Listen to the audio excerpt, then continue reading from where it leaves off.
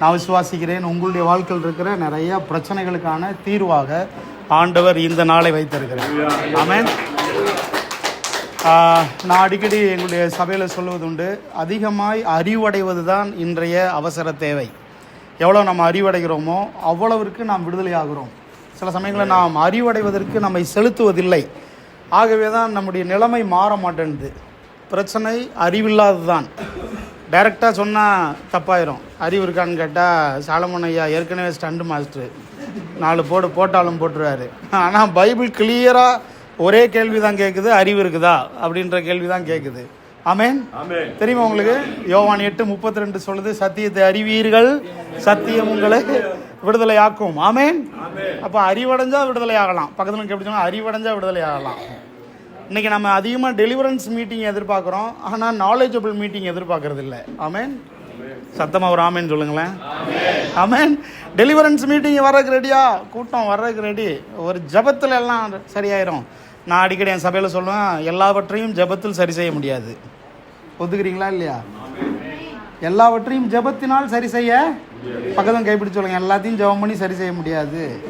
இயேசுவின் நாமத்தினால ஜபிக்கிறேன் ஆண்டவரே, அறிவடைவார்களாகனா அறிவு வந்துருமா? அப்படியெல்லாம் வராது. என்னம்மா சொல்கிறீங்க? அப்படியெல்லாம் வராது. பிள்ளைகளை தலையில் கை வச்சு ஆண்டவரே இயேசுவின் நாமத்தினால பிஏபிஎல் அறிவு என் மகனுக்கு வருவதாக நான் வந்துருமா? எந்திரன் படத்தில் அந்த சிட்டி வந்து இப்படி பாப்பால புக்கு அப்படி உள்ளே போயிடும், அந்த மாதிரி வந்துருமா? வராது. பக்கத்தில் எப்படி அறிவடைய வேண்டும் சொல்லுங்களேன். அறிவடைய வேண்டும். நான் ஒன்றை நம்புகிறேன், வயதுக்கும் அறிவடைவதற்கும் வயதானதற்கும் அறிவடைவதற்கும் சம்மந்தம் இல்லைன்னு நினைக்கிறேன். சில சமயங்களில் இந்த சின்ன பசங்க இருக்காங்க பாருங்கள், அவங்ககிட்ட ஃபோனை கொடுங்க, அவன் நோண்டுறதுக்கும் பெரிய ஆள்கள்கிட்ட கொடுங்க, அவங்க நோண்டுறதுக்கும் பெரிய வித்தியாசம் இருக்கும். சில சமயம் நம்ம நினைப்போம், எனக்கு 60 வயசு ஆயிடுச்சு, எனக்கு இல்லாத அறிவா? சார், உங்களுக்கு அனுபவம் இருக்குது, ஆனால் அறிவு இருக்குன்னு சொல்ல முடியாது. ஆமாவா இல்லையா? ஆமாவா இல்லையா? என்னோட கோஆப்ரேட் பண்ணுறீங்களா இல்லையா? அனுபவம் வேறு, அறிவு வேறு. அனுபவம் தருகிற அறிவு வேறு, வார்த்தையினால் போதிக்கப்படுகிற அறிவு வேறு. எத்தனை பேர் ஆமேன்னு சொல்கிறீங்க? ஆமேன்.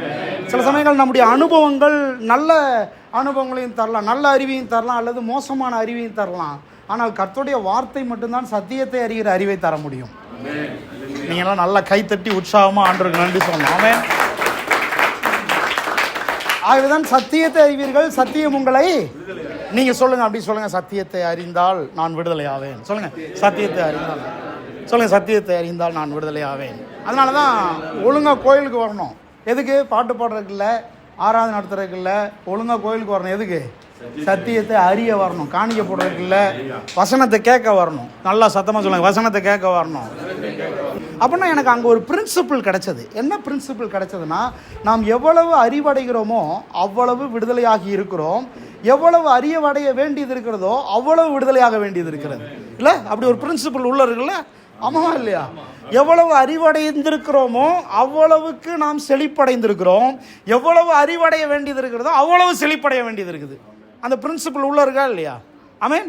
எவ்வளவு அறிவடைகிறோமோ அவ்வளவிற்கு நாம் ஒரு நல்ல நிலைமைக்கு வந்திருக்கிறோம், எவ்வளவு அறிவடைய வேண்டியது இருக்கிறதோ அவ்வளவு நல்ல நிலைமைக்கு வர வேண்டியது இருக்கிறது. அப்போது கீ வந்து என்னதுன்னா அறிவடைவது தான். ஆமென். அப்போ நம்முடைய பலம் என்னது? நம்முடைய அறிவு தான். உங்கள்கிட்ட பணத்தை எடுத்துடலாம், பொருளாதாரத்தை எடுத்துடலாம், உங்கள்கிட்ட சுகத்தை எடுத்துடலாம், எல்லாத்தையும் எடுத்துடலாம், ஆனால் உங்களுடைய அறிவை மட்டும் எடுக்க முடியாது. ஆமென். ஹல்லேலூயா. நம்ம கான்சன்ட்ரேட் பண்ண வேண்டியதெல்லாம் அறிவடைவதற்கு நேரத்தை செலுத்த வேண்டும். நான் இந்த வயதில் மூத்தவர்களுக்கு முன்பாக இருந்து பேசுகிறது எனக்கு பெரிய சந்தோஷமாக பெருமையாக கூட நினைக்கிறேன். சின்ன பையன்தான் நான். ஆனால் என்னுடைய ஊழிய பாதையில் பாருங்கள், நான் ஆரம்பத்துலேருந்தே கொஞ்சம் கொஞ்சமாக புக்கு சேர்க்க ஆரம்பித்தேன். புக்கு சேர்க்குறதுனா என்ன மாதிரி சேர்க்க முடியாது, ஒரு லைப்ரரி ஸ்டார்ட் பண்ணுற அளவுக்கு புக்கு சேர்த்தோம். உடனே நீங்கள் யோசிக்காதீங்க, புக்கு அறிவு இருக்குது, நிறையா இருக்குது. அப்படியெல்லாம் இல்லை. இந்த பைபிள் தான் ஃபவுண்டேஷன். அதுலேருந்து தான் நிறையா புஸ்தகங்கள் வெளியே வந்துருக்குது. ஆமென். நிறைய படித்தேன், புஸ்தகங்களை சேர்க்க ஆரம்பித்தேன். 500 புத்தகங்கள் எனக்குன்னே வாங்கினேன், சேர்க்க ஆரம்பித்தேன். அப்புறம் பார்த்தா பைபிள் காலேஜுக்காக கர்த்தரே பிளான் பண்ணியிருந்தார், ஒரு கண்டெய்னர் நிறையா புக்கு வாங்கணும், கண்டெய்னர் நிறையா வாங்கணும். ஆண்ட்ரோ வந்திருக்கிறாரு, எங்கள் காலேஜுக்கு வந்திருக்கிறாரு. ஒரு கிட்டத்தட்ட 5000 புத்தகத்துக்கு மேலே உள்ள ஒரு லைப்ரரி வச்சுருக்கிறோம். பைபிள் காலேஜ் நடத்திக்கிட்டு இருக்கிறோம். எதுக்காக சொல்கிறேன், நாம் அறிவடைய தங்கதேவனையா சொன்னார், ஊழியம் ஆரம்பிக்கிறதுனா சாதாரண விஷயம் கிடையாது. உண்மைதான், ஊழியம் என்பது சாதாரண விஷயம் கிடையாது. கடவுளுடைய சித்தத்தை நிறைவேற்றுவது என்பது சாதாரண விஷயம் கிடையாது. நான் தம்பி மாதிரி இருப்பேன். நான் பட்டாபிராமில் ஊழியத்தை ஆரம்பிக்கும் போது ஒருவேளை சாப்பாட்டுக்கு எனக்கு வழி கிடையாது. சின்ன பையனாக ஊழியத்தை ஆரம்பித்தேன் 2007-8 நாட்களில். ஒருவேளை சாப்பாட்டுக்கு எனக்கு வழி கிடையாது. ரோடெல்லாம் நான் தெருவா பிரசங்கம் பண்ணியிருக்கேன்.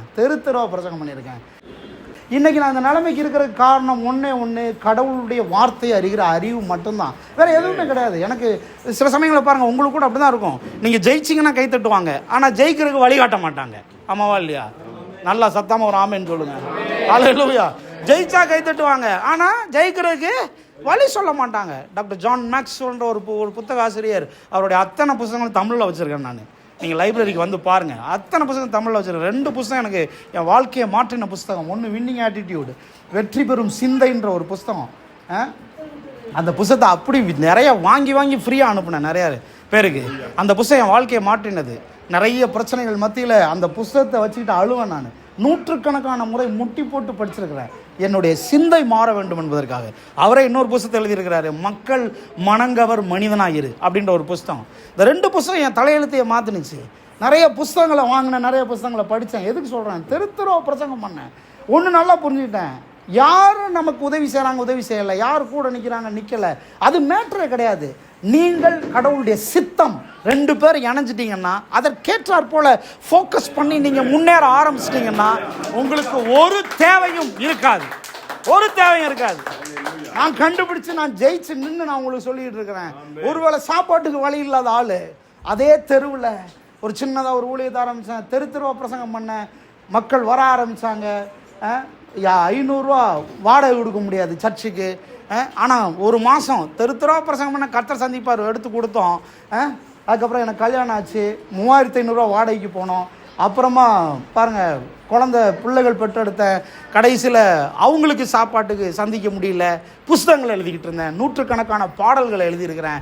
என் வேலையெல்லாம் கடவுள் என்னை எதுக்கு அழைச்சார், என்ன வேலையை நான் செய்யணும், என்ன அசைன்மெண்ட்டு நான் ஃபுல்ஃபில் பண்ணணும், இதில் தான் ஃபோக்கஸ்டாக இருந்தேன். நல்லா ஸ்ட்ராங்காக என்னுடைய விசுவாசத்தை கரெக்டாக உறுதி பண்ணி என்னுடைய தரிசனத்தில் ஃபோக்கஸ் பண்ணேன். ஒரு பாசஸ் கூட ஐக்கியம் கிடையாது, ஆனால் புஸ்தகங்கள் எழுதிக்கிட்டு இருந்தேன். கிட்டத்தட்ட 40 புஸ்தகங்கள் எழுதியிருக்கிறேன், நூற்றுக்கணக்கான பாடல்கள் எழுதியிருக்கேன். சாப்பாட்டுக்கு வழி இல்லாத ஆள், குடும்பம் ஆயிடுச்சு, 3500 ரூபா வாடகை கொடுக்குறோம். இன்றைக்கி எங்களுடைய சர்ச்சு மெயின் ரோட்டில் இருக்குது, 25000 ரூபா வாடகை கொடுக்குறோம் மாதம் 25000 ரூபா வாடகை. கிட்டத்தட்ட 3 லட்ச ரூபாய்க்கு மேலே அட்வான்ஸ் கொடுத்துருக்குறோம். நான் சொல்கிறேன், அந்த பில்டிங்கை வாங்க போகிறோம், பக்கத்தில் இருக்கிற பில்டிங்கை வாங்க போகிறோம்.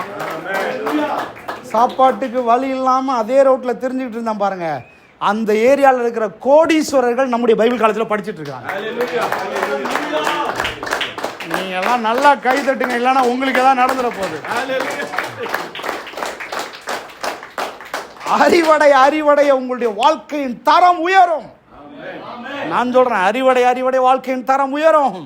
ஒருத்தருடைய கையேந்து நிக்காதீங்க, ஒருத்தருடைய உதவியை நாடாதீங்க. உங்களை அழைத்தவர் உண்மை உள்ளவர். பேர் இல்லை, சொல்றது இல்லை, அழைத்தவர் உண்மையுள்ளவர். என்னைக்கு நான் ஓவர் கமர்ஸ்னு பேர் வச்சேன்னா அன்னையிலேருந்து போராட்டம் என் வாழ்க்கையில். ஏன்னா ஜெயிக்க வேண்டியது ஆளே நானாக தான் இருந்தேன். ஆனால் ஒன்று எனக்கு தெரியும், கடவுள் என்னை அழைத்திருக்கிறார், தாயின் கர்ப்பத்தில் வேறு பிரித்திருக்கிறார். என்னை அழைத்தவர் உண்மையுள்ளவர். கான்ஃபரன்ஸ் ஐடியாவை கர்த்தர் கொடுத்தார். 40க்கும் மேற்பட்ட கான்ஃபரன்ஸ் நடத்தியிருக்கிறோம் எங்களுடைய பகுதியில். அதே ஆள் கேட்டார், எந்த ஊர்லேருந்து உனக்கு பணம் வருதுன்னு கேட்டார், எந்த நாட்டிலேருந்து பணம் வருதுன்னு கேட்டார். நான் சொன்னேன், எந்த நாட்டில் இருந்து வரல, அதுக்கும் மேலே இருந்து வருது. ஆமென், ஹல்லேலூயா. எத்தனையோ கோடிக்கணக்கான பணங்கள் இப்படி வந்து இப்படி போயிருக்குது. ஆண்ட்ரூட்ட சொன்னேன் நான், இப்படி வந்து இப்படி போயிருக்குது. எத்தனையோ காரியங்களை செய்து கொண்டிருக்கிறோம். ஏன்னா ஒன்று கடவுளுடைய சித்தம். எத்தனை பேர் சொல்லுங்க கடவுளுடைய சித்தம்? எல்லாம் சொல்லுங்க கடவுளுடைய சித்தம். நீங்கள் ஒருவேளை படித்தவங்களா இருக்கலாம், படிக்காதவங்களா இருக்கலாம், ஏழையாக இருக்கலாம், பணக்காரராக இருக்கலாம். உலகம் சமுதாயம் என்ன சொல்லுதுன்றதல்ல, நீங்கள் உங்களை குறித்து கடவுளுடைய பிளான் ஒன்று இருக்குது, கடவுளுடைய சித்தம் ஒன்று இருக்குது. அதுதான் நீங்கள் கண்டுபிடிக்க வேண்டிய ஒன்று. இந்த உலகத்தில் கடவுள் எந்த மனுஷனையும் வந்து ஆக்சிடெண்ட்டாக பறக்க வைக்கல. கடவுள் ஒரு பர்பஸ்ஃபுல்லாக பறக்க வச்சிருக்கிறாரு. உங்களுடைய பர்பஸ்லேருந்து திசை திருப்பது தான் கடவுள் பிசாசுடைய மிகப்பெரிய நோக்கம். உங்களுடைய நோக்கத்திலிருந்து உங்களை திசை திருப்புறது தான் பிசாசுடைய நோக்கம். அதுக்கு தான் சில ப்ரெஷரை அவங்க மேலே போடுறான். சில ப்ரெஷரை போடுறான். ஊழியம் இருந்தானா சாப்பாட்டுக்கு என்ன பண்ணுவேன், ஊழியம் இருந்தானா குடும்பத்தை எப்படி நடத்துவேன், இப்படியே ப்ரெஷரை போடுவான். ஏதோ சில காரியங்கள் உங்களுடைய வாழ்க்கையை வந்து ஸ்ட்ரெஸ்ஸுக்குள்ளே அனுப்பும். என்ன தெரியுமா கண்டுபிடிக்க வேண்டியது? ஒன்று உங்களுடைய நோக்கத்தின் பாதையிலிருந்து உங்களை திசை திருப்புவது, உங்களுடைய சித்தத்தின் பாதையிலிருந்து திசை திருப்புவது. கெத்செமனே தோட்டத்தில் நடந்தது அதான். நீங்கள் கெத்செமனே தோட்டத்தை பற்றி வழங்கிக்கணும்னு சொன்னால் உங்களுக்கு அதுக்கு முன்னால் ஏதேன் தோட்டத்தில் என்ன நடந்ததுன்னு தெரியணும். அப்படின்னா தான் கெத்செமனே தோட்டத்தில் என்ன நடக்குதுன்னு தெரியும். ஆமென். ஏதேன் தோட்டம் தான் முதலாவது, கெத்செமனே தோட்டம் இடையில வந்தது தான்.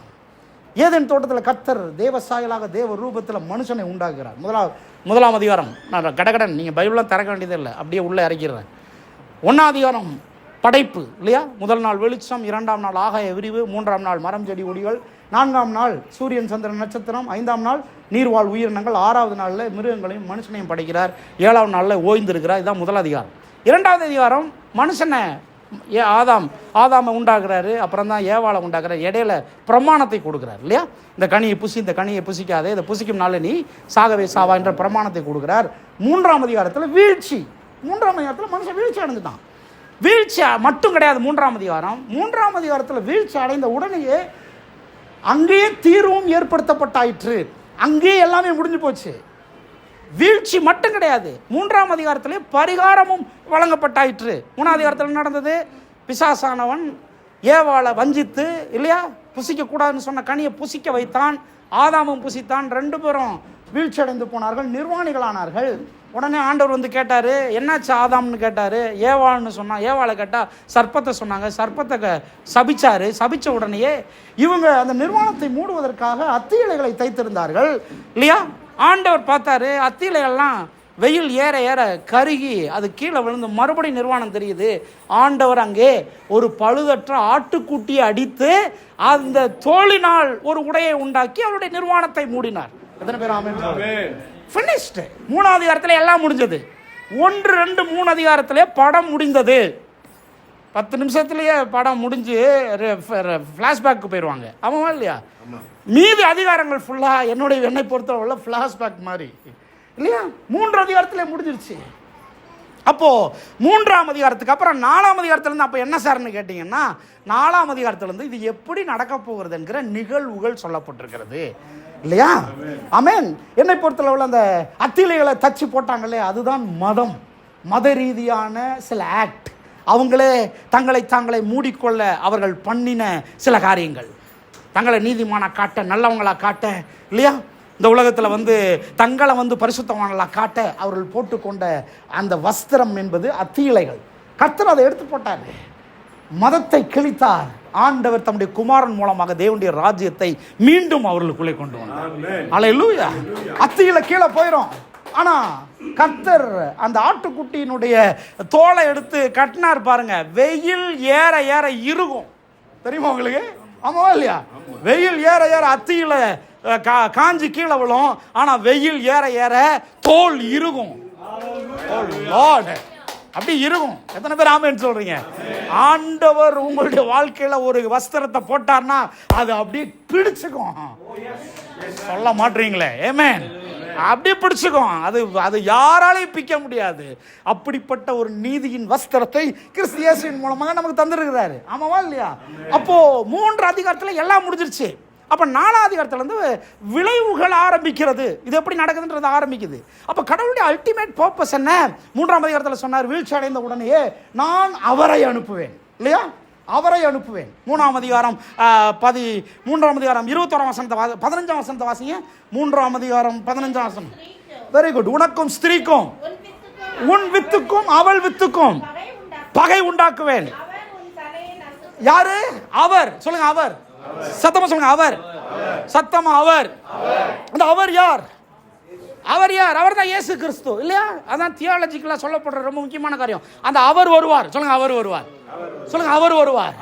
அப்ப அவர் உன் தலையை நசுக்குவார், நீ அவர் குதிங்காலை நசுக்குவார்னு ஃபர்ஸ்ட் காஸ்பல் எல்லாம் ஃபர்ஸ்ட் காஸ்பல் அபவுட் ஜீசஸ் யாருக்கு சொல்லப்பட்டது?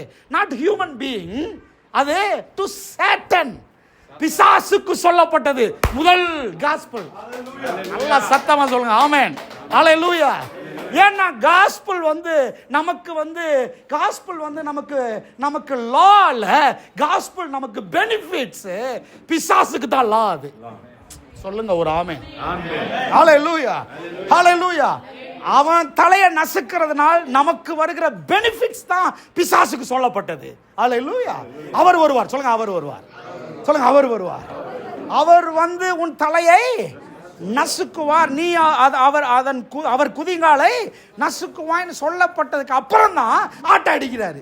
அதனாலதான் யோவான் எழுதுறாரு, நீர் என்ன சொல்றாரு 1ஆம் அதிகாரத்துல, நீர் சூப்பரான ஒரு வசனம், உலக தோற்றத்திற்கு முன்னே அடிக்கப்பட்ட ஆட்டுக்குட்டி.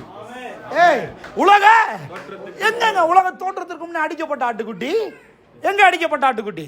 ஆதியாகமம் 3ஆம் அதிகாரத்தில் மறைமுகமா சொல்லப்பட்டிருக்கிறது. ஒரு ஆட்டுக்குட்டி அடித்து தோலை உண்டு பண்ணார்னு இயேசுவை யோவான் ஸ்நானன் பார்த்தவன சொல்றான், நீர் ஆதியாகமம் 3ஆம் அதிகாரத்தில் அடிக்கப்பட்ட தேவ ஆட்டுக்குட்டி. நல்ல கையை தட்டுங்க, ரிசீவ் ஆகுங்க. ஆமென். அவர் வந்துட்டார் என்றதான் யோவான் ஸ்நானனுடைய ஸ்டேட்மெண்ட். 3ஆம் அதிகாரத்திலே உலக தோற்றத்துக்கு முன்னமே அப்படின்னா என்ன அர்த்தம்? உலகம் உண்டானது, பிரமாணம் கொடுக்கப்பட்டது, மக்கள் வீழ்ச்சி அடைந்தார்கள், 3ஆம் அதிகாரத்தில் வீழ்ச்சி சரியாக்கப்பட்டது. இப்போ எப்படி நிகழப்போகிறதுன்றதான் கதை. மீதி அதிகாரங்கள்லாம் எப்படி நிகழப்போகிறதுன்றதான் கதை. அதுக்கப்புறம் 4000 வருஷம் ஆச்சு இயேசு வர்றதுக்கு. 4000 வருஷம் ஆச்சு. அதுக்கு இடையில நல்லா கவனிங்க, 4000 ஆண்டுகளாக இயேசு வரவே இல்லை. பிசாசு அன்னைக்கு 3ஆம் அதிகாரத்தில் தோட்டத்தில் தலையில கை வச்சவன் தான். ஏன் தலையில கை வச்சான்? ஏன்னா அவர் உன் தலையை தமிழ்ல நசுக்குவார்ன்னு இருக்கு. நசுக்கிறது வந்து மூட்டை பூச்சியை நசுக்கிறது, தலையை நசுக்க முடியாது. தலையை நொறுக்குவார்ன்னு இருக்கு ஹீப்ரு வேர்ட்ல. தலையை நொறுக்கு, சொல்லுங்க நொறுக்குவார். எப்படி நொறுக்குவார்னா எப்படி? முறுக்க நொறுக்கி சாப்பிடுற மாதிரி நொறுக்குவார் இல்ல? சொல்லுங்க நொறுக்குவார். இன்னொரு டிரான்ஸ்லேஷன் சொல்லுது, அவர் தலையை உடைப்பார். ஓ லார்ட், தேவன் பிசாசுடைய தலையை உடைப்பார், அவன் தலையை நொறுக்குவார். உங்களுக்கு போய் சொன்ன பாருங்க, நல்லா கையை தட்டுங்க. இந்த பிசாசுன்னு பேசுறதெல்லாம் நிறுத்துங்க முதல்ல. பிசாசு தலையை நொறுக்கியாச்சு, பிசாசின் தலையை உடைச்சாச்சு. எத்தனை பேர் ஆமென் சொல்றீங்க? இல்ல சார் பிசாசு இருக்குது, இந்த பிசாசு எல்லாம் இல்ல, எல்லாத்தையும் தூக்கி சிலுவையில ஏத்தியாச்சு. பிசாசின் தலையை நொறுக்குவார், பிசாசின் தலையை உடைப்பார்னு சொன்ன உடனே 3ஆம் அதிகாரத்தில் தலையில கை வச்ச ஆளு 4000 வருஷமா தலையிலே கை வச்சுக்கிட்டு திரியிறான். அவன் சொல்ல மாட்டேன்றீங்களா ஒரு ஆமென்? ஆமாவா இல்லையா? ஹல்லேலூயா. ஓகே, ஆதியாகமம் 4ஆம் அதிகாரத்தில் என்ன ஆகுது? ஆதாம் ஏவாள் பிள்ளைகளை பெற்றிருக்கிறாங்க, காயின் ஆபேல் பிறகுறாங்க. காயின் கத்தி எடுத்தான் பாருங்க ஆபேலை கொல்றதுக்கு, பிசாசு தலையில கை வச்சுக்கிட்டு இருக்கான். ஏன் தெரியுமா? ஏன்னா 3ஆம் அதிகாரத்தில் சொல்லப்பட்டிருக்குது உன் தலையை. அப்ப அடுத்து யார் வந்தாலும் பிசாசுக்கு பயம். காயின் கத்தி எடுத்தா பிசாசு தலையில கை வைக்கிறான். நம்ம தலையை நொறுக்கிறதுக்கு தான். ஏன்னா அடுத்தடுத்து சந்ததிகள், ஒருவேளை அவர் இவராயிருப்பாரோ, சொல்லுங்க அவர் இவராயிருப்பாரோ, அவனுடைய தேடல் அவர் இவராயிருப்பாரோ, நோவாவை பார்த்தா அவர் இவராயிருப்பாரோ, ஆபிரகாம் பார்த்தா அவர் இவராயிருப்பாரோ, மோசையை பார்த்தா எல்லாம் ஒரு மாதிரி திரியிறானுங்களே, யார் அந்த அவர்? ஆமென். 4000 வருஷமா தலையில கை வச்சுட்டு திரியலாம் அவர் வர்ற வரைக்கும். ஆமென். see very important, இங்க ஒரு காரியத்தை மிஸ் பண்ணிடக்கூடாது. அவர் வருவார்னு சொன்னதுக்கு அப்புறம் அவர் வர்ற வரைக்கும் இடையில எது வந்தாலும், சொல்லுங்க எது வந்தாலும் அவரே எதையாவது ஒன்றை கொண்டு வந்தாலும் அது அவரை இன்ட்ரோடியூஸ் பண்றதுக்கு தான் கொண்டு வருகிறார். புரிஞ்சா இல்லையா? புரிஞ்சா? நீங்க மிஸ் பண்ணிடுறீங்க. சில சமயம் நீங்க மிஸ் பண்ணிட்டீங்கன்னா விளங்காது. ஆமென். முழு மனவர்க்கத்தை மீட்கிற பொருளாக அவர் வருவார்னு சொன்னதுக்கு அப்புறம் அவர் வர்றதுக்கு கால தாமதம் ஆகிறது என்பதனாலே, அதற்கிடையில ஏதோ சிலது வருகிறது என்பதனாலே அது நம்மை மீட்பதற்கான பொருள் அல்ல. ஆமென். அது நம்மை மீட்பதற்கான பொருள் அல்ல, அது நம்மை மீட்கிறவரிடத்தில் கொண்டு போய் சேர்க்கிறதற்காக தேவனால் கொடுக்கப்பட்டது. ஓ லார்ட் ஆஃப் mercy, எத்தனை பேர் என்னோட ஆமென் சொல்றீங்க? ஹல்லேலூயா. யாரா வேணா இருக்கட்டும், ஆபிரகாமா இருக்கட்டும். ஆபிரகாம் கேட்குறான், ஆண்டவர் எனக்கு பிள்ளை இல்லை. உடனே ஆண்டவர் சொல்றார், நான் உனக்கு ஒரு பிள்ளையை தருவேன். யார் அந்த பிள்ளை? யார் அந்த பிள்ளை? உடனே நமக்கு தெரியும், ஆபிரகாமுடைய பிள்ளை யார்? ஈசாக்கு. ஆமென். ஆனா ஆபிரகாமுடைய பிள்ளை ஈசாக்கை பற்றி அங்க பேசல. ஆண்டவர் சொன்னாரு, மத்தேயு 1 வாசித்து பாருங்க. இயேசு யார்? ஆபிரகாமின் குமாரனும் தாவீதின் குமாரனுமாகிய இயேசு கிறிஸ்துவின் வரலாறு. எத்தனை பேர் ஆமென் சொல்றீங்க? ஹலோ, உங்களுக்கு ஈசாக்க கொடுப்பது பிளான், நீங்க எடுத்துக்கிறீங்க. ஆனா என்ன பொறுத்தளவுல தேவனாகி எனக்கு, அவருக்கு உன் வழியில இயேசு கொடுப்பதா என் பிளான். அவரை கொடுப்பதா என் பிளான். அவரை கொடுப்பதா சொல்லுங்க. அவரை கொடுப்பதா என் பிளான். ஷகபா லபா ரபோ ஷே.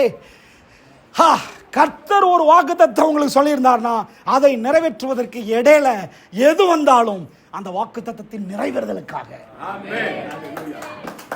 அதுக்கு தான் வருது. நீ அவரோட சேர்ந்து போனீங்கன்னா போதும். ஆபிரகாம் என்கிற ஒரு மனிதனை கர்த்தர் உனக்கு பிள்ளை கொடுக்குறேன்னு தானா சொல்றாரு. ஆபிரகாம் யாரு? பிரஜாதி மனுஷன். அவனுக்கு பிள்ளை கொடுக்கணும் அவசியம் கிடையாது. கர்த்தருடைய பிளான், அவன் மூலமாக ஒரு விசுவாசத்தின் சந்ததியை உண்டாக்கி அதன் மூலமாக தம்முடைய ஒரே பேரான குமாரனை கொண்டு வரணும்ன்றதான் பிளான். எத்தனை பேர் ஆமென் சொல்றீங்க? கர்த்தர் ஆபிரகாமை பஞ்சத்துல பாதுகாத்தார். ஆமாவா இல்லையா? ஆமென். மிகப்பெரிய பஞ்சம் சார், ஆபிரகாமை பாதுகாத்தார்.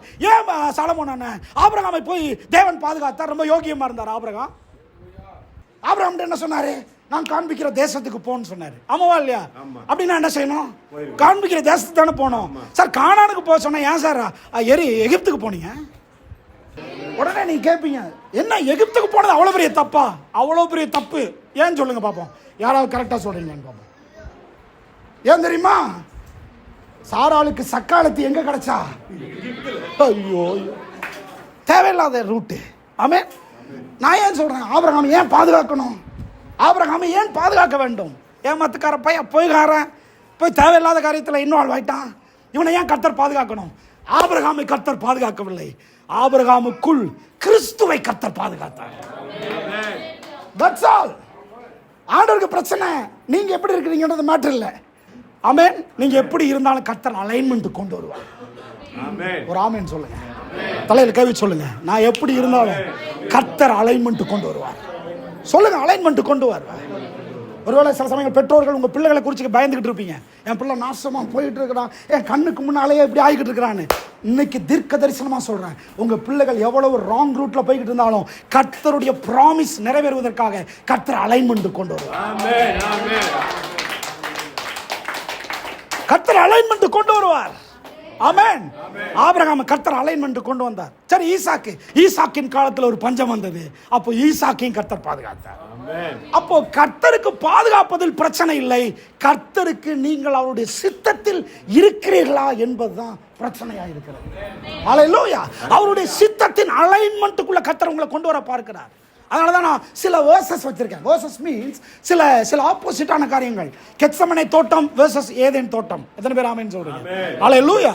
ஒன்று. ரெண்டாவது, முதலாம் ஆதாம் தேவன் வெர்சஸ் இயேசு மற்றும் சீசர்கள் கெத்செமனே தோட்டத்தில். ஆமென். ஹல்லேலூயா. மூன்றாவது, பர்பஸ் ஆஃப் கமாண்ட்மெண்ட்ஸ் ஏதேன் தோட்டத்தில். இந்த பக்கம் பர்பஸ் ஆஃப் ஜீசஸ் கிரைஸ்ட். ஆமென். எத்தனை பேர் ஆமென் சொல்றீங்க? இங்க பிரமாணம், அங்க இயேசு கிறிஸ்து நிறைவேற்றுகிறார் கெத்செமனே தோட்டத்தில். ஆமென். இன்னொன்னு, ஏவாளின் பங்கு ஏதேன் தோட்டத்தில், அங்க மரியாளின் பங்கு.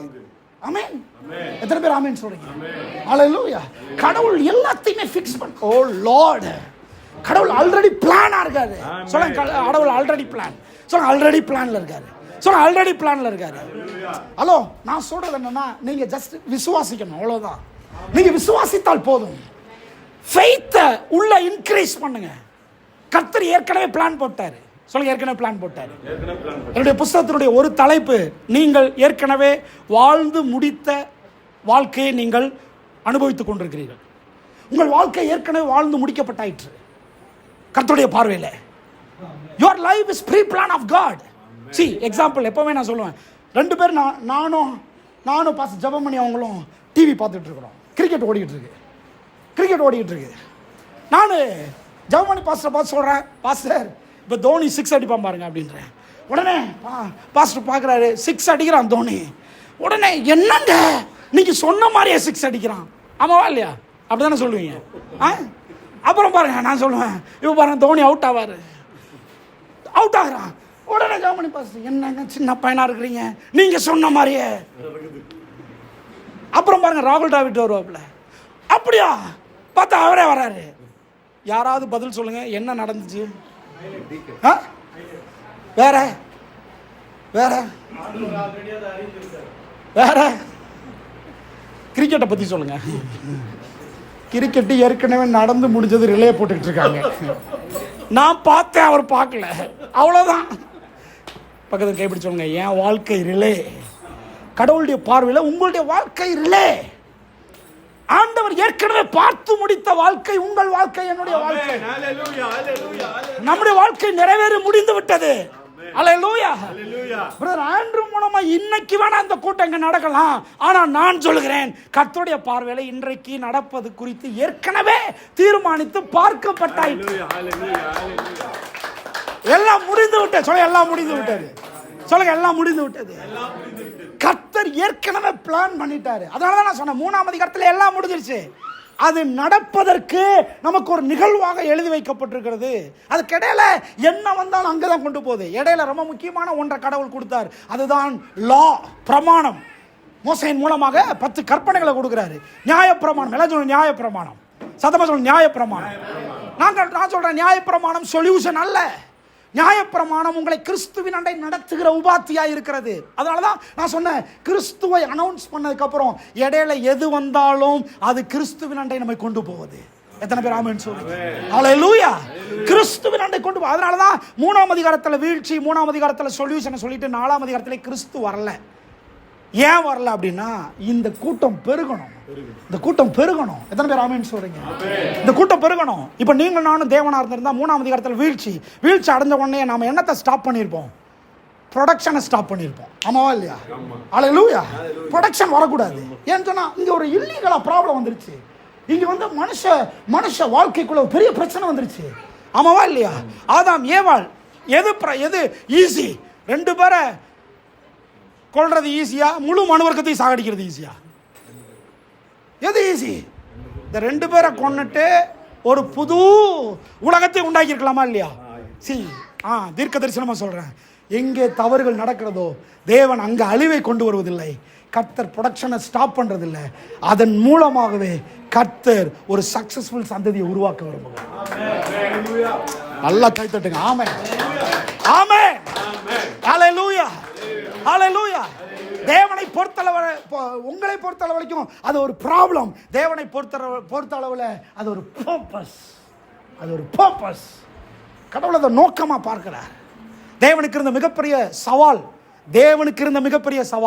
வீழ்ச்சி அடைந்த மனிதனை வைத்துக்கொண்டு ஒரு வீழ்ச்சி அடைகிற அந்த மனுவர்க்கத்தை மீட்டெடுக்கிற ஒரு பெர்ஃபெக்ட் மேனை வெளியே கொண்டு வரும். அதுதான் அவருக்கு இருந்த சவால்.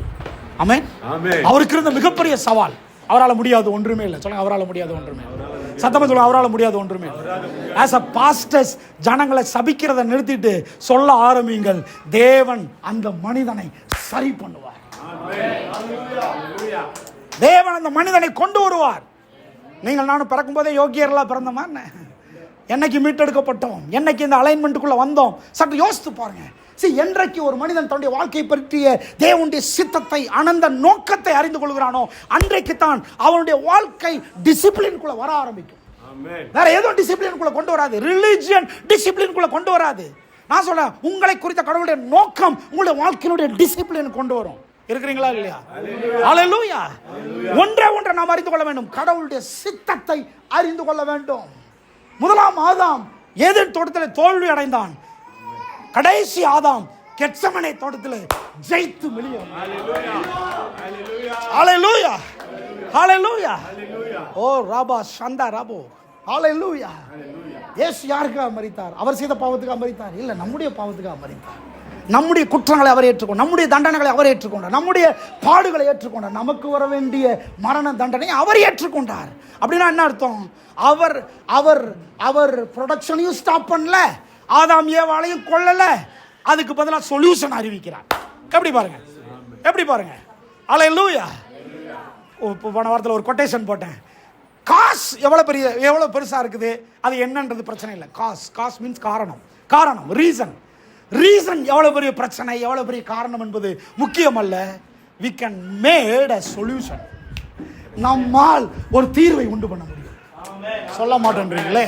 ஆமென், ஹல்லேலூயா. நியாயப்பிரமாணம் எப்போதுமே காரணத்தையே பேசிக் கொண்டிருக்கிறது. நியாயப்பிரமாணம் எப்போதுமே காரணத்தையே பேசுகிறது.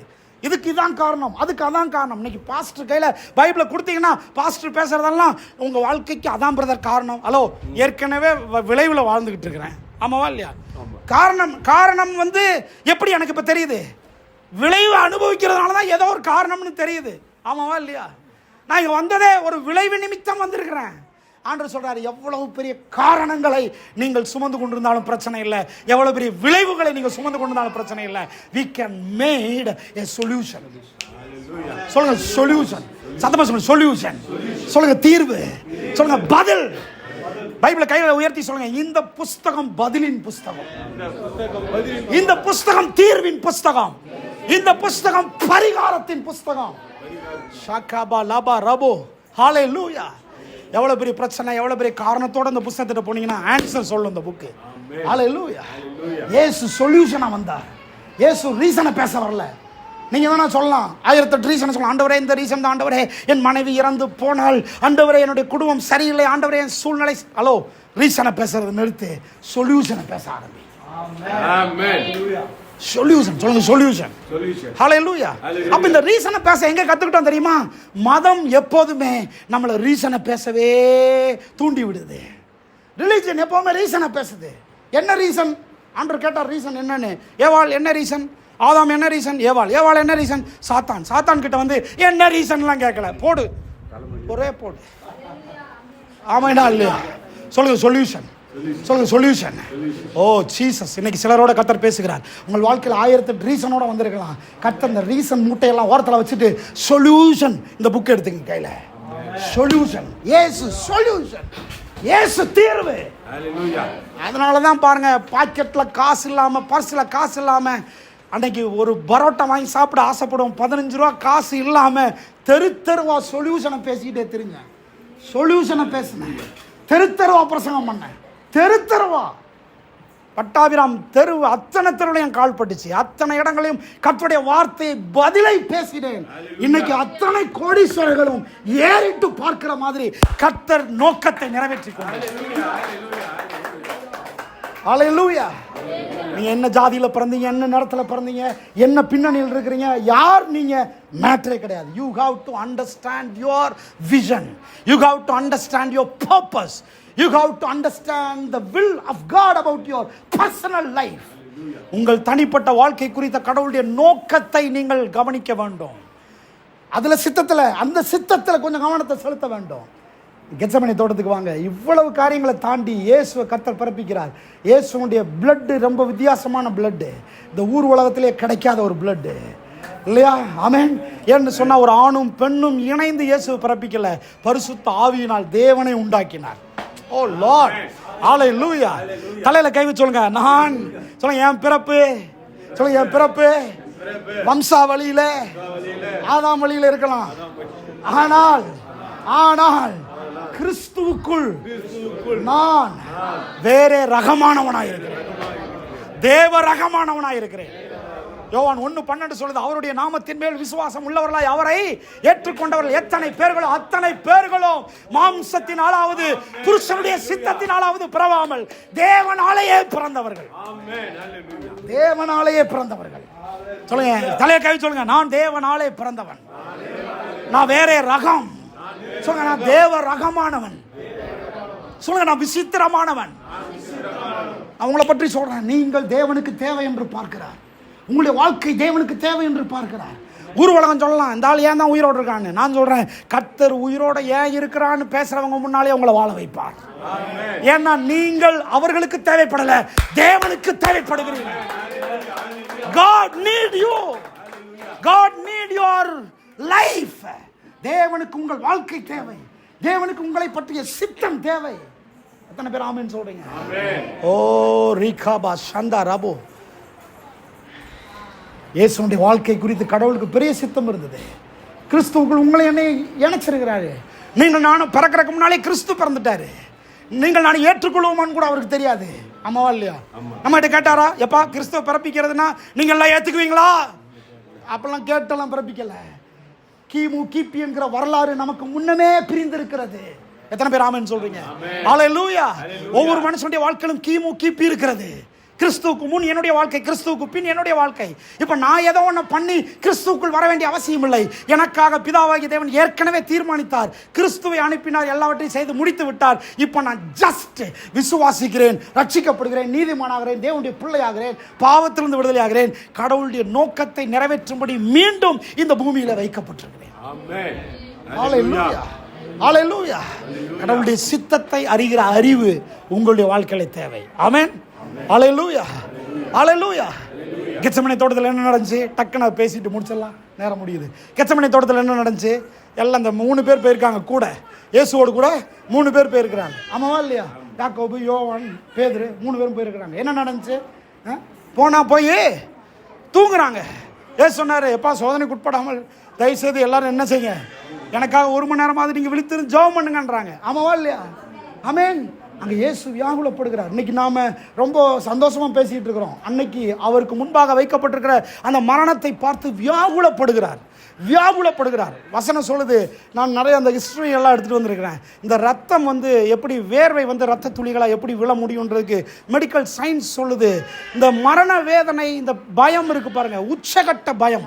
இது ரொம்ப ரேர்ன்றாங்க, ரொம்ப ரேர். அவ்வளோ ஈஸியாக வேர்வை தான் வருமே ஒழிய ரத்தம் வேர்வையோட கலந்து வராதான்.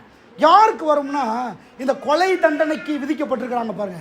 அப்படிப்பட்டவர்கள் இந்த கடைசி நிமிஷத்தில் இருக்கும்போது அவங்களுக்கு சாக விருப்பம் இல்லாமல் அவங்க அப்படி துடிச்சுக்கிட்டு இருக்காங்க பாருங்க, மனதளவில். ஐயோ பொண்டாட்டியை விட்டு போகிறேனே, பிள்ளைகளை விட்டு போகிறேனேன்னு அந்த கடைசி நிமிஷத்தில், அந்த நேரத்தில் இருக்கும்போது அவர்களுடைய சரீரத்தில் இருக்கிற அந்த இரத்த குழாய்கள் கொஞ்சம் கொஞ்சமாக விரிவடைந்து உடைய ஆரம்பிக்குமா. அதுக்கு ஹீமோடெட்டிஸ் அப்படின்ற பேர் சொல்கிறாங்க கிரீக்கில். ஹீமோடெட்டிஸ் அப்படின்னா என்ன அர்த்தம்னா, அந்த இரத்த குழாய்கள் உடையும் போது அது என்ன பண்ணுமா, அப்படியே நேராக அந்த வேர்வை அந்த குழாய்களோட போய் சில ரத்தங்கள் போய் உள்ளே இணைஞ்சிக்குமா. அப்படி இணையும் போது வேர்வை சிந்தும் போது இரத்த துளிகளாக அது பூமியில் சிந்துமா. அப்போ எந்த அளவுக்கு வேதனை இருக்குன்னு பாருங்க, மிகுந்த வேதனை இல்லையா? உடனே நம்ம உச்சி கொட்டிட்டு அழுகிறக்காக இந்த வேதனையை பற்றி பேசலை.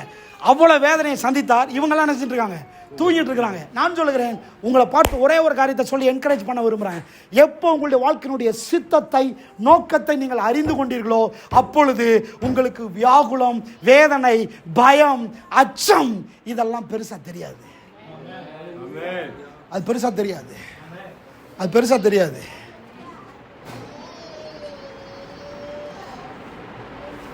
ஒரு நோக்கமுள்ள மனிதனுக்கு ராத்திரி தூங்காமல் இருக்கிறது பெருசா தெரியாது.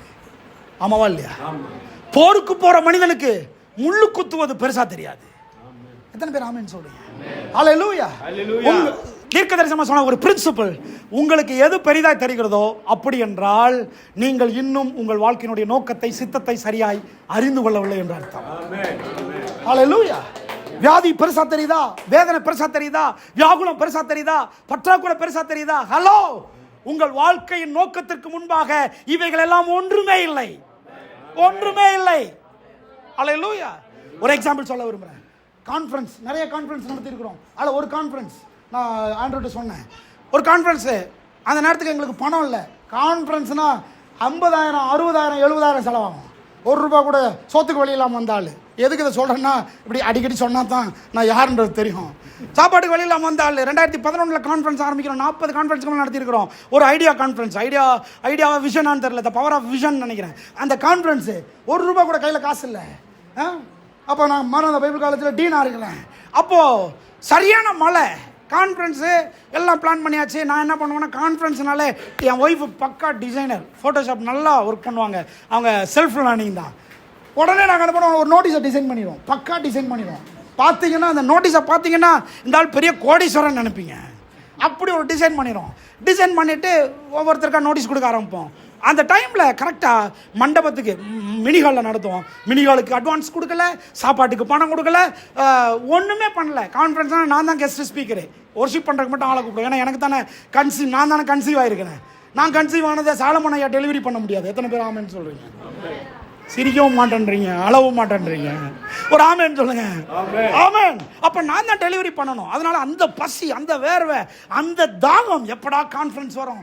நான் வந்து கான்ஃபரன்ஸ்னால இப்படி தான், ஒன்று ஃபைல் போட்டுருவோம், இல்லைன்னா பிபிடி ரெடி பண்ணிடுவேன். இன்றைக்கி என் பிபிடி எல்லாம் பார்த்தீங்கன்னா 600 ஸ்லைடு இருக்கும், 700 ஸ்லைடு இருக்கும். சாதாரணமாலாம் பிபிடி 5 ஸ்லைடு 6 ஸ்லைடுலாம் இல்லை, 700 ஸ்லைடு இருக்கும். 700 ஸ்லைடையும் பேசணும். ஒரு காலத்துலேயும் ஒரு கான்ஃபரன்ஸையும் முழுசாக முடிச்சது கிடையாது. பேசிக்கிட்டே இருப்போம். இப்படித்தான் நடத்துவோம். அப்போது கையில் காசே இல்லை. அப்போ நான் ஒன்று எனக்கு ஜபம்லாம் என்ன தெரியுமா? ஒரே ஒரு ஜபம். ஆண்டவரே நான் அடுத்து என்ன செய்ய வேண்டும், இதான் என் ஜபம். சொல்லுங்க, ஆண்டவரே நான் பணம் இருந்தாலும் அதான் ஜபம், பணம் இல்லைனாலும் அதான் ஜபம். ஏன்னா ஐயா அடுத்து என்ன செய்ய வேண்டும், ஆண்டவரே நான் அடுத்து என்ன செய்ய வேண்டும். கையில் காசே இல்லை, மழை பெஞ்சிக்கிட்டு இருக்குது. அப்போ தான் வந்து காலேஜ்லேருந்து வந்திருக்கிறேன். என் ஒய்ஃப்கிட்ட சொல்கிறேன், இன்னைக்கு நான் அட்வான்ஸ் கொடுக்கணும்னு சொல்லிட்டேன் அப்படின்ன உடனே என் ஒய்ஃப் சொன்னாங்க, ஆமாங்க நானும் சொல்லணும்னு நினச்சேன், அரிசி தீர்ந்துருச்சு, இன்னைக்கு அரிசி வாங்கணும். Lord of mercy. ஆமென். எல்லாம் ஒரு ஆமென் சொல்லுங்க. இந்த வார்த்தை உங்கள் வாழ்க்கையை மாற்ற போகுது. ஒரு ஆமென் சொல்லுங்க. ஆமென். அப்போ ஏன் சொல்றாங்க, ஒய்ஃப் சொல்றாங்க அரிசி தீர்ந்துருச்சு. ஆக்சுவலாக பார்த்தீங்கன்னா எனக்கு பெட்ரோலும் தீர்ந்துருச்சு. மழை, சரியான மழை, பெட்ரோல் இல்லை, கொஞ்சம் தான் இருக்குது. இங்கேருந்து நான் மூவ் பண்ணேன்னா ரிட்டர்ன் தள்ளிக்கிட்டு தான் வரணும். அந்த நிலைமையில் இருக்கிறேன். ஏன் ஜபம் என்னது சொல்லுங்க. அடுத்து என்ன செய்யணும், இதான் உங்கள் ஜபமாக மாறணும். ஆண்டவர்கிட்ட பெருசாக ரீசனு, காரணங்கள், மளிகை கடை லிஸ்ட் எல்லாம் கொண்டு போகிறத விட்டு நிலைமையை அட்மாஸ்பியர்ல இருந்துக்கிட்டு ஆண்டவர்கிட்ட கேளுங்க, லார்ட் அடுத்து நான் என்ன செய்ய வேண்டும். That's all. எத்தனை பேர் ஆமென் சொல்லுங்க.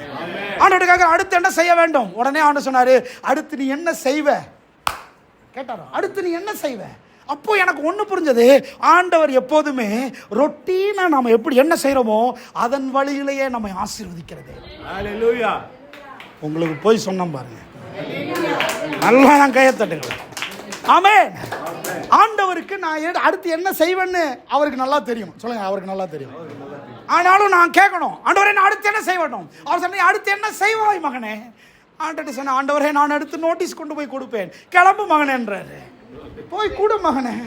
ஆண்டவர்கிட்ட சொன்ன, ஆண்டவரே நான் நோட்டீஸ் எடுத்துட்டு வண்டி எடுத்தேன்னா பாதியிலேயே ஆஃப் ஆயிரும் ஆண்டவரே. அவர் சொல்றார், நீ போ மகனே, மழை வேற பெய்யுது ஆண்டவரே. நான் கிளம்புனேன், செவ்வாப்பேட்டைக்கு போனோம். செவ்வாப்பேட்டையில் ஒரு பேங்க் கேஷியர் ஒருத்தர் அங்கேருந்து வருவார் நம்ம கான்ஃபரன்ஸுக்கு. பேர் நாகலிங்கம்ன்ற மனுஷன் எங்கள் கான்ஃபரன்ஸுக்கு வருவார். வந்து முதல் சீட்டில் உட்காந்துட்டு நோட்ஸ் எடுத்துகிட்டு இருப்பார். அவர் ரிட்டையர்ட் ஆகிட்டார், இன்றைக்கி செவ்வாப்பேட்டையில் தான் இருக்கார். போய் கேட்டு பாருங்கள். அவர் வீட்டுக்கு போகணும். அடுத்த என்னுடைய பிளான் அதான். எல்லாத்துக்கெல்லாம் கொடுத்துட்டு வந்துட்டு இவர் வீட்டுக்கு தான் போகணும். கொஞ்சம் லாங்காக இருக்குது, பெட்ரோல் வேறு இல்லை. போகிற வரைக்கும் தான் போகும், ரிட்டர்ன் வர முடியாது, வண்டியை நிறுத்திட்டு வரணும். அப்போ ஆண்டவர்கிட்ட கேட்குறேன், ஆண்டவரே நான் செவ்வாப்பேட்டை தான் போகணுமா, போ மகனேன்றாரு. நான் சொன்னேன் என் ஒய்ஃப்ட்ட, ஏம்மா செவ்வாப்பேட்டையில் போய் ஆண்டவர் நோட்டீஸ் கொடுக்க சொல்கிறாரு. என்னங்க பெட்ரோல் வேறு இல்லை, நீங்கள் எப்படி. சரி கர்த்தர் போக சொல்கிறார், பார்த்துக்கலான்னு சொல்லிட்டு வண்டி எடுத்துகிட்டு கிளம்புனேன். போகிறேன், அவர் வெளியில் உட்காந்துருக்கிறாரு. வாங்க பாஸ்டர், உங்களை தான் எதிர்பார்த்துட்டு இருக்கிறேன்றாரு. ஹலோ, இருக்கிறீங்களா இல்லையா? ஆமென் சொல்லுங்க. உங்களை எதிர்பார்த்துட்டு நிறைய பேர் உட்காந்துருக்குறாங்க. சொன்னீங்கன்னா நடக்கும், இல்லைன்னா நடக்காது. பக்கத்தில் கைப்படி சொல்லுங்க, உங்களை எதிர்பார்த்துக்கிட்டு நிறைய பேர் உட்காந்துட்டு இருக்கிறாங்க. நீங்க தான் இன்னும் போகாம இருக்கிறீங்க. நீங்க பெட்ரோல் இல்லைன்னு பாக்குறீங்க, மழை பெய்யுதுன்னு பாக்குறீங்க. நீங்க உங்க பிரச்சனையில தேங்கி இருக்கிறீங்க, சித்தத்துல இல்ல சார். நீங்க அசைன்மெண்ட்ல நீங்க ஒர்க் பண்ண ஆரம்பிச்சீங்கன்னா பணம் ஆட்டோமேட்டிக். தங்கதேவன் ஐயா ஆசீர்வதிக்கப்படும். பணம் ஆட்டோமேட்டிக். பக்கம் கேட்பீங்க, பணம் ஆட்டோமேட்டிக். நீங்க விஷன்ல இருந்தீங்கன்னா, நீங்க வில்லுல இருந்தீங்கன்னா, நீங்க அசைன்மெண்ட்ல இருந்தீங்கன்னா பணம் ஆட்டோமேட்டிக். ஹல்லேலூயா. அவர் சொன்ன, ஐயா வாங்க, உங்களை தான் எதிர்பார்த்துட்டு இருக்கிறேன். அப்படியா? நான் கேட்டேன், நம்ம இந்த மாம்சத்திற்குரிய ஆள் தானே சார், எப்படி சார் நான் வருவேன் எதிர்பார்த்துட்டு இருக்கிறீங்க? அப்படிலாம் ஒன்றும் இல்லை, என் பையன் கொஞ்சம் ப்ராப்ளம் பண்ணிட்டு இருக்கான், நீங்கள் வந்தீங்கன்னா ஒரு ஜெபம் பண்ணுவீங்கன்னு எதிர்பார்த்துட்டு இருக்கேன், அதனால் நீங்கள் வந்து எனக்கு பெரிய சந்தோஷம்னாரு.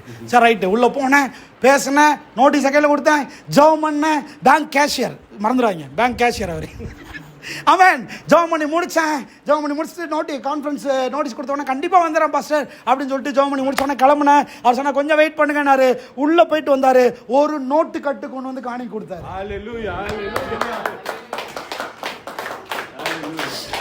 ஒரு நோட்டு கட்டு கொண்டு வந்து காணி கொடுத்தாரு. இப்போ நீங்கள் எல்லாம் பார்க்கும்போது என்ன தெரியுதுன்னா, சார் அந்த என்ன நோட்டு கட்டு சார், தேவையான நோட்டு கட்டு. ஆமென்.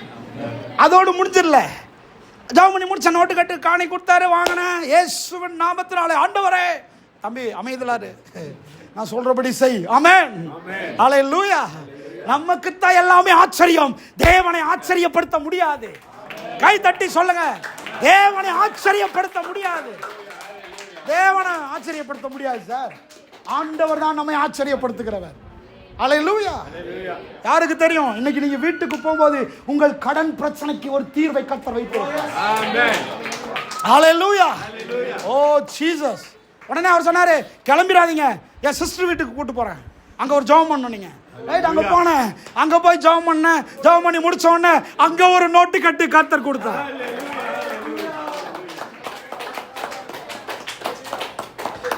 அங்க ஒரு நோட்டு கட்டு.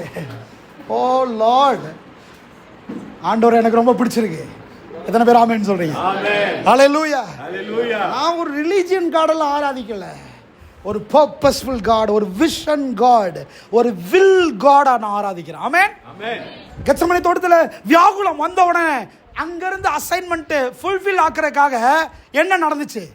யாரா கரெக்டாக சொல்றீங்களான்னு பார்ப்போம். கெத்செமனே தோட்டத்தில் அவர் வந்து வேதனைப்பட்டு வியாகுலப்பட்டு, பிதாவே இந்த பாத்திரம் என்னை விட்டு நீங்க கூடுமானால் நீங்கும்படி செய்யும். நான் எப்படி போறது, பெட்ரோல் இல்லையே, எப்படி போகுது, மழை பெய்யுதே, எப்படி போகுது, சிலுவையில் போய் நான் மறிக்கணுமே அப்படின்னும் போது என்ன நடந்துச்சு? அசைன்மெண்ட் ஃபுல்ஃபில் பண்றதுக்கு கர்த்தர் ஆல்ரெடி ஒரு நபரை வைத்திருக்கிறார். உங்களை எப்படி தேற்றணும் தெரியும், எப்படி ஆற்றணும் தெரியும், எப்படி உங்களை உருவாக்கணும் தெரியும், எப்படி உங்களை அசைன்மெண்ட்டுக்கு நேரா அலைன் பண்ணணும்னு கர்த்தருக்கு தெரியும். ஹல்லேலூயா. ஹல்லேலூயா. இன்னைக்கு கல்வாரி மாநாடு இல்ல, உங்களுடைய பர்பஸ்ல அலைன் பண்ற மாநாடு. உங்களுடைய லைஃப் பர்பஸ்ல அலைன் பண்ற மாநாடு. ஹல்லேலூயா. வாலிப பிள்ளைகளே, don't seek people, don't seek people, don't seek your parents for your success, for your purpose fulfillment. உங்க பெற்றோரை நாடாதீங்க, உங்களை சுற்றி இருக்கிற ஜனங்களை நாடாதீங்க. You have to follow your purpose, you have to follow your vision, you have to focus the assignment. Hallelujah. Hallelujah. நேரம் வந்தேன், அட்வான்ஸை கொடுத்தேன், அரிசி முட்டையோட வீட்டுக்கு போனேன், பெட்ரோலை போட்டேன். தேவன் சொன்னார், அசைன்மெண்ட்டை ஃபுல்ஃபில் பண்ணேன். என்னைக்கெல்லாம் நீங்கள் அசைன்மெண்ட்டோடு இணைந்திருக்கிறீர்களோ, தேவனுடைய வில்லோடு இணைந்திருக்கிறீர்களோ, தேவனுடைய சித்தத்தோடு இணைந்திருக்கிறீர்களோ, அப்பொழுதெல்லாம் ஒரு தேவதூதனை பார்ப்பீர்கள். ஹல்லேலூயா. ஹல்லேலூயா. காபா லபா ரபா லமா ரபோ. அப்பெல்லாம் ஒரு தேவதூதனை பார்ப்பீர்கள். அப்பெல்லாம் ஒரு தேவதூதனை பார்ப்பீர்கள். ஆமென். எலியா ஒரு பெரிய நோக்கத்தில் எல்லாவற்றையும் செய்து முடித்தார். ஒரு குகைக்குள்ள போய் ஜீவனை விட அழுதுகிட்டு இருக்கிறாரு. கர்த்தர் உடனே ஒரு தேவதூதனை அனுப்பினார். எத்தனை பேர் ஆமென் சொல்லுங்க? ஹல்லேலூயா. Your problem is not big thing, your assignment is very big. ஹல்லேலூயா. உங்கள் பிரச்சனையை விட உங்கள் வாழ்க்கையினுடைய அசைன்மெண்ட் ரொம்ப பெரியது. உங்கள் பண தேவையை விட உங்களுடைய வாழ்க்கையினுடைய நோக்கம் ரொம்ப பெரியது. உங்களுடைய வாழ்க்கையின் நோக்கத்தை விட இந்த உலகத்தில் வேற எதுவும் பெரிதல்ல. Hallelujah. You have to find out, you have to research, you have to seek your assignment, purpose, will of God. Hallelujah. ஒன்னு சொல்லி முடிக்க விரும்புகிறேன். இயேசுவை பற்றி இவ்வளோ பேசுகிறோமே, சீசல் தூங்கிட்டு இருந்தாங்கல்ல, ஆமென். அவங்கள பற்றி நிறைய சமையல் நம்ம ரொம்ப பலவீனமாக நினைப்போம், ரொம்ப குறையாக நினைப்போம். தூங்கிட்டு இருந்தாங்க அந்த பசங்கன்னு. ஆமாம், பிகாஸ் இந்த இடத்துல கெத்செமனே தோட்டத்தில் இயேசுவுடைய பர்பஸ் மட்டும்தான் ஃபுல்ஃபில் ஆகுது. ஆமென். ஹல்லேலூயா. Go and see, read Acts chapters. Acts of the Apostle படிச்சு பாருங்க. அப்போஸ்தலர் நடபடிகள். இந்த தூங்கிட்டு இருந்த பசங்க என்னமா வேலை செஞ்சாங்கன்னு பாருங்க. ஒரு ஆமென் சொல்லுங்க. ஹல்லேலூயா. சில சமயங்களில் அருமையான பேரண்ட்ஸ், அருமையான லீடர்ஸ், பீப்புள் தூங்கிட்டு இருக்கிற போதால தெரியும். பிகாஸ் நீங்க உங்க பர்பஸ்ல அசைன்மெண்ட்ல வேலை செஞ்சுட்டு இருக்கிறீங்க. அவங்க பர்பஸ் வரும்போது they will see, they will show. Hallelujah. Hallelujah. Hallelujah. யாரையும் எவரையும் குறைத்து மதிப்பிடாதீர்கள். உங்கள் வாழ்க்கையின் நோக்கம் என்று நீங்கள் வந்துவிட்டால், உங்கள் வாழ்க்கையினுடைய தரிசனம் சித்தம் என்று உங்களுடைய பிளாட்ஃபார்ம்ல உங்களை தேவன் ஏற்றி நிறுத்தும் போதுதான் உங்களுடைய அசல் தன்மை வெளியே வர ஆரம்பிக்கும். ரே காபா லாபா. எல்லாரும் எழுப்பி நிற்போம். ரீமா ஷேகபா லபா ரபா லமா. எல்லாரும் கைகளை உயர்த்தி கர்த்தரை ஸ்தோத்திரிப்போம். ரீகபா ஷதா ரபோ. எல்லாம் 2 நிமிஷம் கரங்களை உயர்த்தி. ரோகபோ ஷந்தா ரபோ. எல்லாம் கர்த்தரை துதிங்க. எல்லாம் கர்த்தரை துதிங்க. ஆண்டவரே ஒரே ஒரு கேள்வி. ஆண்டவரே நான் அடுத்து என்ன செய்வேன்? What is my purpose? What is my plan? What is my vision, Lord? What I want to do? என்னை குறித்த கடவுளுடைய சித்தம் என்ன, நோக்கம் என்ன? கைகளை உயர்த்தி. சும்மா சாதாரணமா இருந்தீங்கன்னா உங்க வாழ்க்கையில நோக்கத்துல நீங்க அலைன் பண்ண முடியாது. நீங்க கொஞ்சம் ஒரு ஸ்டெப் கடவுளுடைய விஷன்ல ஏறி நில்லுங்க. ஆண்டவரை கேளுங்க. இன்னைக்கு நீங்க யாரு கூடயாவது அசோசியேட் பண்ணி இருக்கலாம். ஆனா ஆண்டவர் சொல்றாரு, இல்ல, தனியா உன்னை வேறு பிரித்து இருக்கிறேன். தாயின் கர்ப்பத்தில் நான் போட்ட அடையாளம் வேற. என்ன பாருங்க எல்லாரும். ஏசு சொன்னாரு, இந்த பாத்திரம் என்னை விட்டு நீங்க கூடுமானால் நீங்கும்படி செய்யும். உன்னை பிதா என்ன தெரியுமா யோசித்திருப்பாரு? என்ன பாருங்க. பிதா என்ன தெரியுமா யோசித்திருப்பாரு? அப்பா, யோசேப்பினுடைய உதவி இல்லாம பரிசுத்த ஆவியானவர் நிழலிட்டு இப்படி ஒரு பிறப்பை பிறப்பித்தது இதுக்கா?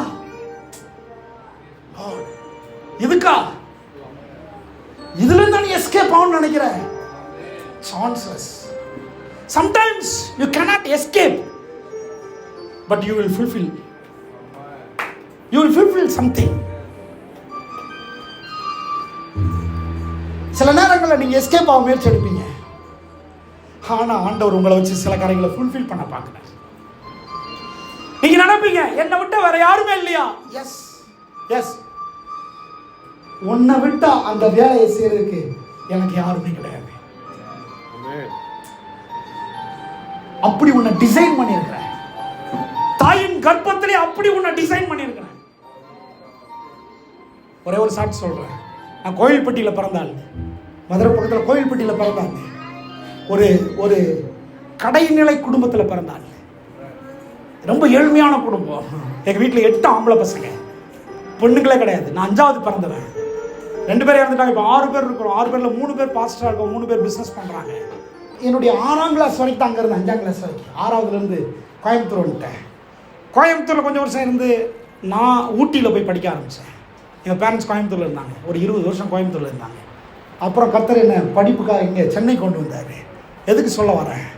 சென்னையில் வந்து புஸ்தகங்கள் எழுதி 40 புஸ்தகங்கள். கவனிக்கிறீங்களா? கோவில்பட்டியில் இருக்கிற அத்தனை பாஸ்டர்ஸ், பாஸ்டர் உங்கள் புஸ்தகம் எனக்கு கிடைக்குமா? பாஸ்டர் உங்கள் புஸ்தகம் எனக்கு கிடைக்குமா? ஹலோ, எங்கே கீழ் மட்டத்தில் பிறந்து உங்கள் வாழ்க்கை கேள்விக்குறியா இருக்கிறதோ அதே இடத்துல கர்த்தர் வேற ராஜாவா கண்டு போய் நிறுத்துவார். நீங்க பேசி கேட்கிற ஒரு நிலைக்கு கர்த்தர் கொண்டு வருவார்.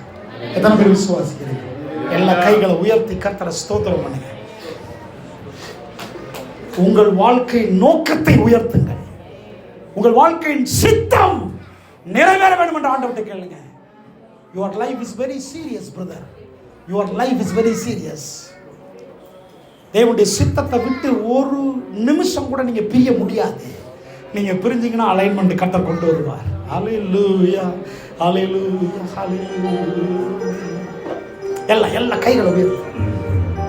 அன்புநேசரே, உன் திருமுகம் தேடி அப்படித்தே என்னையே.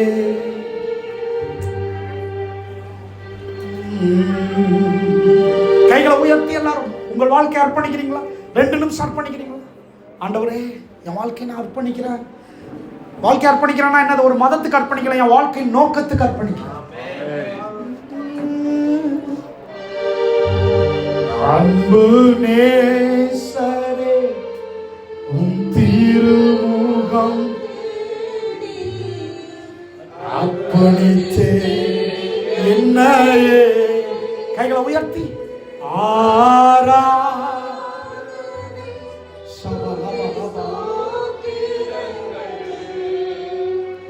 அப்பனே உமக்கு ஆராதனை, ஆராதனை,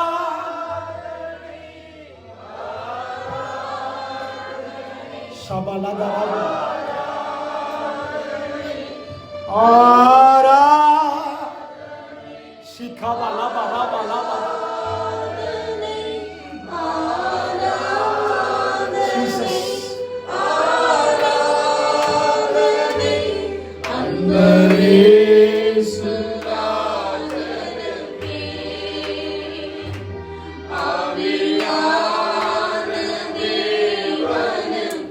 உங்கள் வாழ்க்கை போதும். உங்க வாழ்க்கை நோக்கத்தோடு இணைக்கப்பட்டிருந்தால் உங்களுடைய வாழ்க்கையில எல்லாம் கிடைக்கும். சரியான நேரத்தில் திருமணம் நடக்கும், சரியான நேரத்தில் பண தேவைகள் சந்திக்கப்படும், சரியான நேரத்தில் கர்த்தர் ஊழியத்தில் உட்கார வைப்பார், சரியான நபர்களை உங்களோடு இணைப்பார், டிவைன் கனெக்ஷன் உண்டாகும், எல்லாமே கரெக்டாக நடக்கும். நோக்கத்தில் இருந்தால்.